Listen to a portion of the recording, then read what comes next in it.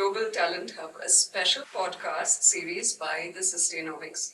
I'm your host, Reethika Azariah Kuruvilla, and we're speaking with some of the most influential CHROs today, people who have been leaders shaping the future of work in Karnataka.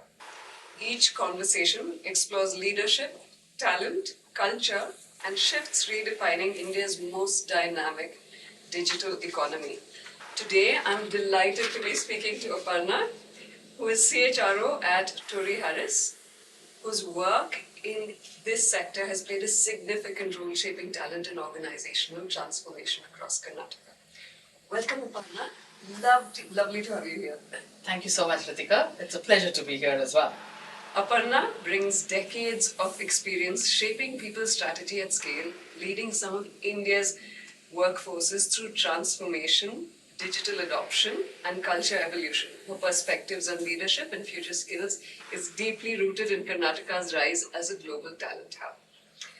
To begin with, talking of leadership evolution, how has your leadership philosophy shifted as Karnataka positions itself as a global talent hub? Thank you so much, Reethika. That's a wonderful question. And I think it gives me a perspective of just looking back, right, from the last 2.5 decades of experience. I think when I started my career, or even 10 years back when I ran my own consulting firm, worked for organizations, I realized that your leadership is more about policing, right? When I say policing, it's more about the processes, the compliance, and all of it. Has that changed? Of course. Today, all of that is important, but you need to build more. I would say it's relationship, right? While you and let's just talk, right, between us. Or for example, today we met Nitya here, right? I'm going to come with that. It's changed. How do we react? How do you talk to people? And that's that you need to bring that genuine feel to what you do. So that has changed. So leadership today is all about take the blame, but when it's given, if it's the credit, it goes to the team. Because as a leader, you don't do everything yourself. It's always with the team. Definitely. So, I would say that's what has shifted. And I think there's a lot more empathy as well in relationships at work today, right? We care more. You don't just build it in a very artificial manner. It's more in depth. You're really interested in the other person. You are looking at what can I give. That's more me. I'm the person saying, how can I support? What can I do? It's not what can I get. It's what can I do. For me, that is leadership. And I also believe earlier, this is my experience, right? I've had leaders who wouldn't listen. But today I would say listening is the leadership quality that we need to bring to the table. Definitely. And I think if we had better listeners, perhaps we'd have done even better than we did. Absolutely. Right? And I think it's a conscious choice, right? Every day when I get up, it's a conscious choice that I make saying I'm going to be a better person and a better leader today for my team. Or for anybody that I work. And I think that definitely gets positivity around the team, and teamwork is obviously a lot more effective in that. Totally. Right? That's so true. Talking about future skills, what capabilities do you think will define the next decade of GCC talent in India? Interesting.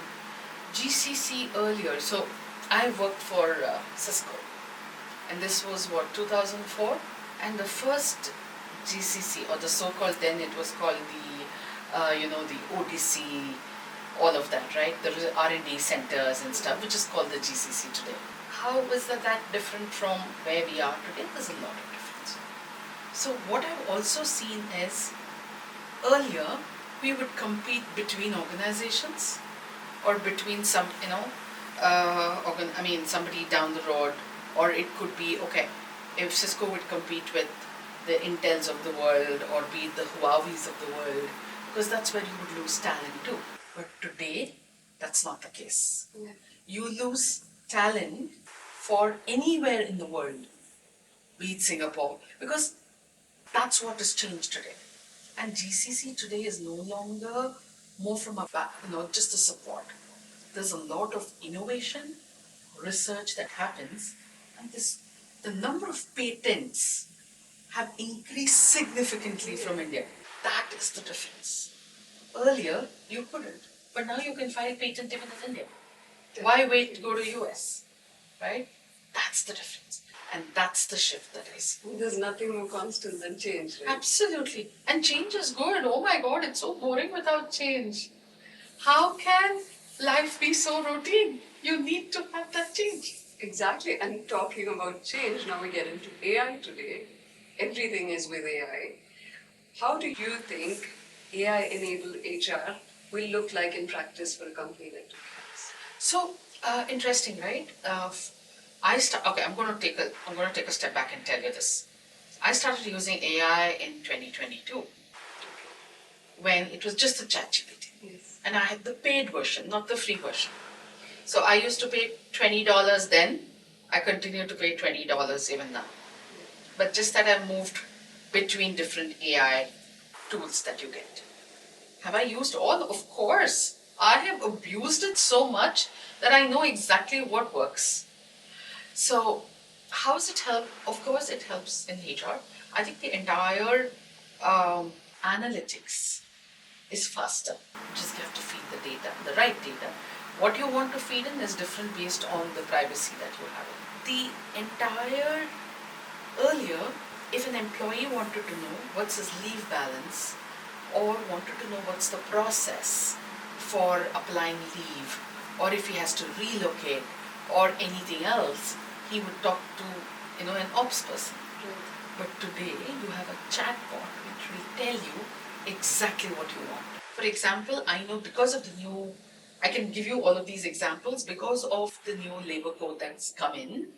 We created an in-house AI tool which kind of just makes it easy for employees to decide, and it will also tell you based on your salary structure whether the old scheme is good or the new scheme is good, and what all you can opt for, and it will actually come out and say, for your structure, go with this. Earlier, that wouldn't happen. You had to consult somebody Yes. to say what is happening and what works well for you. Right. That's changed. And I think definitely there would have been instances where people could have called bias on it, saying, okay, so and so likes so and so is Absolutely. easier on me policies for someone else. Absolutely. Because they'll say, hey, you are telling me because you feel I should do this. Yeah. Right? But today you can ask the questions and it will give you the answer that you want. And you don't have an option but to take that answer Correct. because it's perfectly Because it's logical. coming from the policies. Yeah. It's not coming from anywhere else. It's not coming from a person who can be biased if she doesn't like you. Yes, definitely. So- and I think that's certainly helped in, especially bigger organizations when you're looking at it. I think it helps because, see, the way I look at it for the HR, some of them are very mundane and, the routine tasks.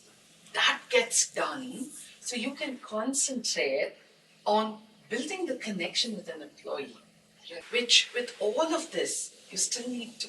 Yes. For example, if you and me were in the same organization, I am happy to say, hey, Reethika, can we have a cup of coffee? Right. Right? That happens in office, and we are actually having a conversation, and you have to build that. And there are so many nuances that I would know about you. How you feeling? What's happening? Is something about you? Can I also feel whether you're happy, not happy, whatever could be the reason? Can I predict attrition? But that can happen because we're having a conversation. And because the other processes get taken care of Absolutely. anyway. Yeah. I think that's such a good way of putting why AI helps, because Absolutely. people always like to look at why it doesn't, but there's so much it does help. It does. It does. I mean- It makes your life easy. Yeah. Earlier, I would take 2 days to do one presentation. Today, it's done in 20 minutes. And you get the output that you want. Use it. Use technology. I think somewhere, I always used to hear people saying HR doesn't like technology or they're very scared to use technology because they might lose their job. That's a bullshit. Don't. Use it. abuse it. Use it to your I think it's advantage. also about everyone has learned to ride that wave Yeah. of whatever's coming in, and that's the only way to keep going. Absolutely. Use it, no? If you don't use it, you'll be left behind. So, just to conclude, what's the one mindset that you would recommend to emerging HR leaders in Karnataka? I would say take the risk and treat HR as a business unit with human capital Oh, lovely. and not as somebody where you can't, bring in revenue. You can, because end of the day, it's build versus buy. Build is you're building the team internally. Buy is what you're getting talent from outside. When you build internally, that's the saving that you're bringing to the organization. Definitely, and then you don't have to invest in all that much more. Absolutely. It's good to invest, which is 300 times cheaper. Otherwise, my external cost is far higher. Yeah. But I'm going to use your line of, human capital so much more, and I will always think of you when I use it. Thank you. It's been so lovely having you over this afternoon. Thank you so Thank much. you for your time. Thank you, Reethika. It's been a pleasure to be here and talking to you. See you. Thank you. Thank you.